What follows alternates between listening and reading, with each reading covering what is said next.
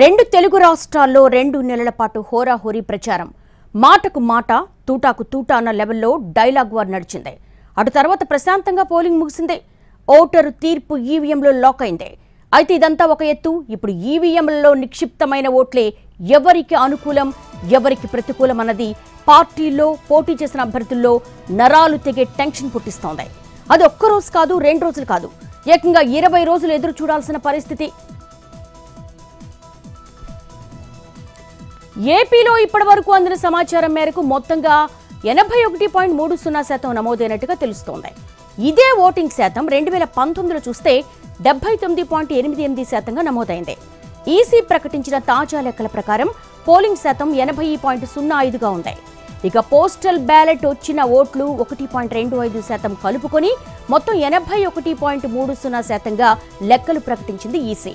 ముఖ్యంగా ఏపీలో పెరిగిన పోలింగ్ శాతం ఎవరికి అనుకూలంగా ఉంది, ఎవరికి ప్రతికూలంగా ఉంది, ఎక్కువగా పోలైన మహిళా ఓట్లు ఎవరికి లాభం చేకూరుస్తాయి, ఎవరి కొంప ముంచుతుంది, ఎవరి లెక్కలు ఎలా ఉన్నాయి అన్న అంశాలపై ఏపీలోని జిల్లాల వారీగా ఎన్టీవీ అందిస్తున్న విశ్లేషణ.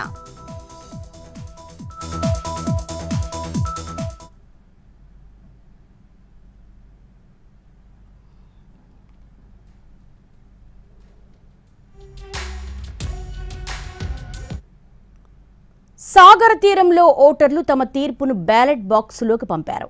ఇక్కడ మహిళా చైతన్యం ఎక్కువగా ఉంటుంది. మరింత సమాచారం మా ప్రతినిధి రవిచంద్ర అందిస్తారు.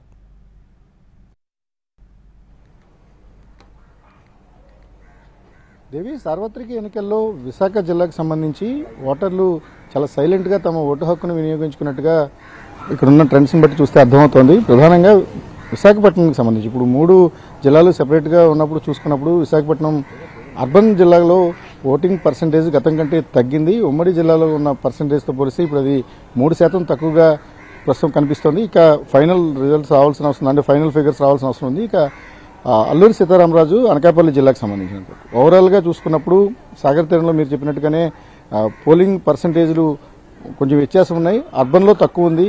ఇక అల్లూరి సీతారామరాజు జిల్లాలో అయితే బాగా వ్యత్యాసం కనిపిస్తుంది. అంటే 2019కి 2024 మధ్యలో భారీ వ్యత్యాసం కనిపిస్తోంది. పెందుర్తి నియోజకవర్గంలో కూడా 10% మారింది. ఇక మిగిలిన అన్ని చోట్ల కూడా 1 or 2% ప్లస్ ఆర్ మైనస్లో ఉన్నాయి. ఏదేమైనా ఈ పోలింగ్ చూసిన తర్వాత మాత్రం ఖచ్చితంగా మహిళా చైతన్యం అనేది చాలా స్పష్టంగా కనిపించింది.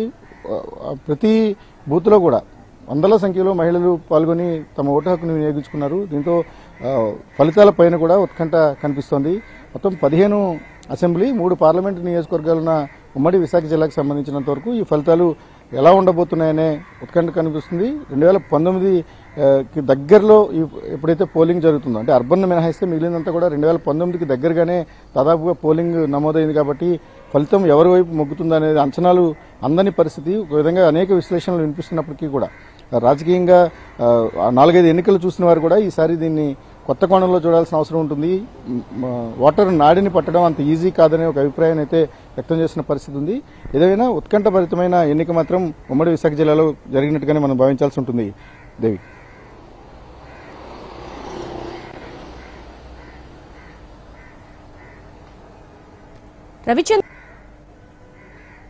రవిచంద్ర, ఈసారి మహిళా ఓటర్లు, వృద్ధులు పెద్ద ఎత్తున ఓటింగ్లో పాల్గొన్నారు. సో ఎనాలిసిస్లు ఏ విధంగా వినపడుతూ ఉన్నాయి? అయితే ఓవరాల్గా వృద్ధులు, మహిళల సంఖ్య గణనీయంగా పెరగడం అనేది ఒక విధంగా అది పాజిటివ్ ఓట్ అనే క్లెయిమ్ అయితే అధికార పార్టీ చేసుకుంటోంది. అది మొదటి నుంచి కూడా ఎవరైతే వృద్ధులు అనే వాళ్ళకి పెన్షన్ స్కీమ్స్ కావచ్చు, లేకపోతే ఇతర ఆసరా లాంటి పథకాలు నేరుగా ప్రజలకు చేరుతున్నాయి కాబట్టి వాటిని చాలా దగ్గరగా చూస్తున్నారు. మనకి ఒక విధంగా అభిప్రాయాలు ఉన్నప్పుడు కూడా మహిళల మీద ఎక్కువ పాజిటివ్ ఓటు, గవర్నమెంట్ మీద పాజిటివ్ ఓటు కనిపించింది అనేది చాలా స్పష్టమవుతుంది. ప్రధానంగా మహిళలు, వృద్ధులకు సంబంధించినంత వరకు వారికి ప్రభుత్వం చాలా భరోసాని ఇవ్వగలిగింది అనేది మాత్రం ఈ పోలింగ్ ట్రెండ్స్ని బట్టి చూసినప్పుడు అర్థమైంది. వారు మాత్రం చాలా పక్కాగా వాళ్ళు అనుకున్న టైంకి వచ్చి ఓట్లు వేయడం కానీ, లేకపోతే 6:30 నుంచి పెద్ద ఎత్తున క్యూ లైన్స్ కనిపించడం కానీ, లేకపోతే రాత్రి ఆలస్యమైనప్పటికీ కూడా, అంటే నిన్న కొన్ని చోట్ల టెక్నికల్ ఇష్యూస్ ఉన్నాయి, కొన్ని చోట్ల ఈవీఎంలు మొరాయించడం లాంటి సాంకేతిక సమస్యలు ఉన్నాయి. ఎండ తీవ్రత ఉన్నప్పటికీ కూడా మహిళలు పెద్ద ఎత్తున క్యూ లైన్లో ఉండి ఓట్లు వేశారు. వృద్ధులైతే చాలా ఉత్సాహంగా వచ్చారు. వాళ్ళకు దాదాపుగా చాలా మంది మనకు చెప్పింది ఇది ఆఖరి ఎన్నికగా పోతుంది, మాకు మా వృద్ధాప్యం కారణం కావచ్చు లేకపోతే ఇతర కారణాల చేత మేము ఇంకా ఆఖరిసారి ఎన్నికల్లో పాల్గొబోతున్నాం కాబట్టి మాకు అనుకూలమైన ప్రభుత్వాన్ని మేము ఎంచుకుంటామని ఒక మాటనైతే వాళ్ళు చాలా స్పష్టంగా చెప్పిన పరిస్థితులు మనకు పోలింగ్ బూత్ల దగ్గర కనిపించాయి. ఓవరాల్గా కూడా వృద్ధులు మహిళలు పెద్ద ఎత్తున ఈసారి పోలింగ్లో పాల్గొనడం, అది కూడా గ్రామీణ ప్రాంతంలో అయితే ఆ సంఖ్య మరింత ఎక్కువగా ఉండటం అనేది ఒక పాజిటివ్ వైబ్రేషన్గానే అధికార పార్టీ భావిస్తోంది.